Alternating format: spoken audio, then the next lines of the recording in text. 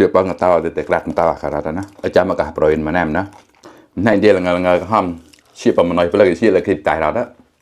mìnhจะดูโดดเชี่ยมปั๊มนาวได้นะ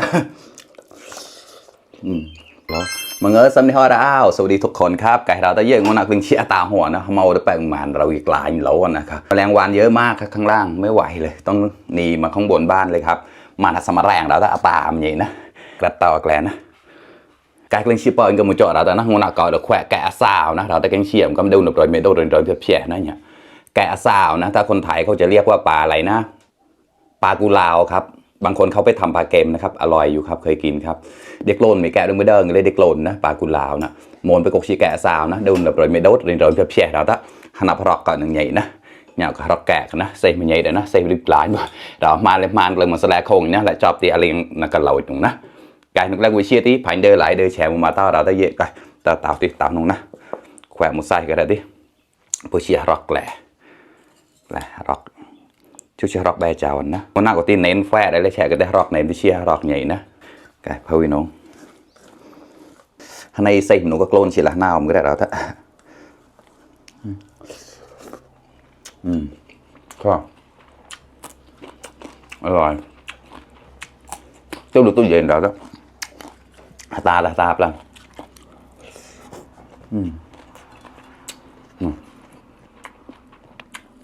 sẽ đọp đấy cái đó. หัวครับหัวปลานะแดดแจ่แขวะแดดแจ่นะเงยกกเสียเปิดที่แขวะไปไม่โดดโดนเพี้ย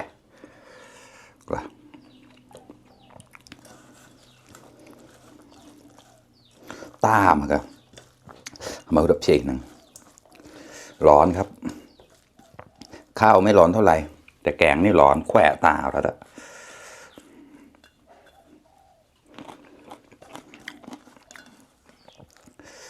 เดี๋ยวชิมเนื้อปลาดูข้อ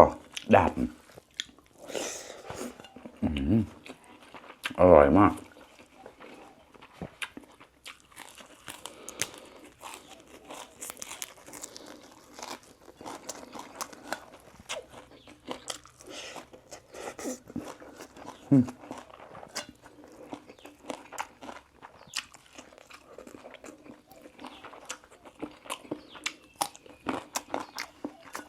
กินข้าวกุยเชียเปิ้ลก็มุจจอเราได้เยอะมากินข้าวด้วยกันครับ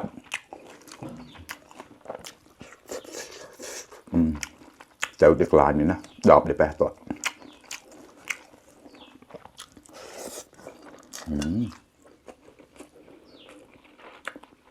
แบ่ง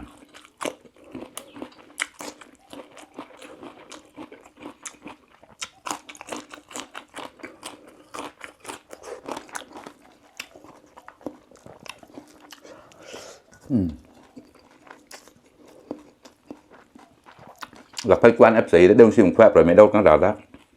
phải này bây nè này rồi nè tiêu khoe rồi mấy đâu chia sẻ lại nhưng có khoe để đai rồi nè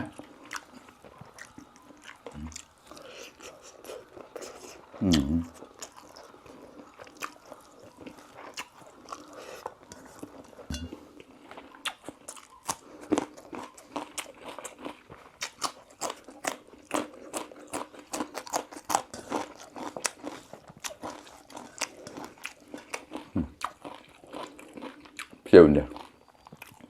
เนื้อปลาครับข้อเหลาในเราครับใจมาครับ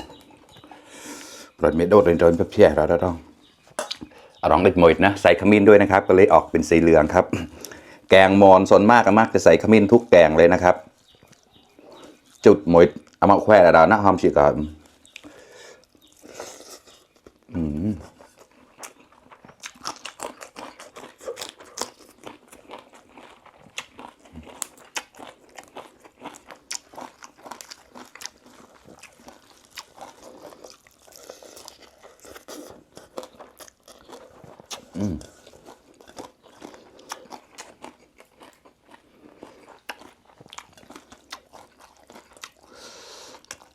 ชิมจากร้อนเปิดแกะดัดเปิด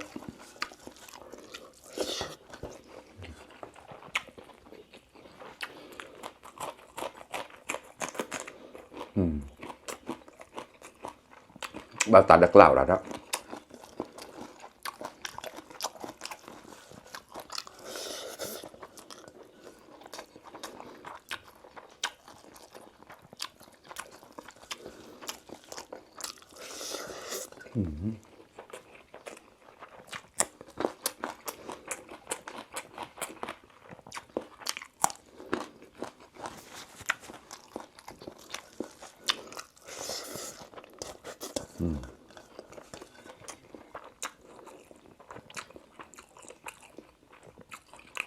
Anh นี้ส่วนหางมันครับถ้าแตะเลยนะตัก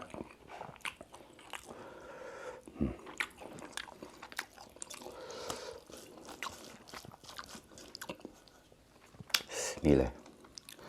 โอ้ตาร้อนร้อน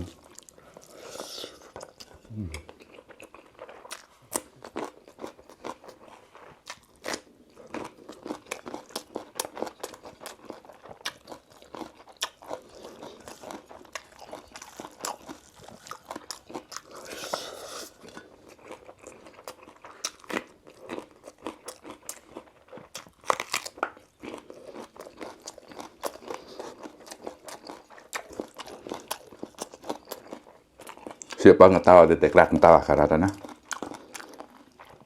aja maka proin mana na này như tiên như là hòm được lắm này dia là ngờ hòm chia phẩm nói với là cái chia là kịp cài nào đó mình sẽ đối đầu chia phẩm nào đấy thì nó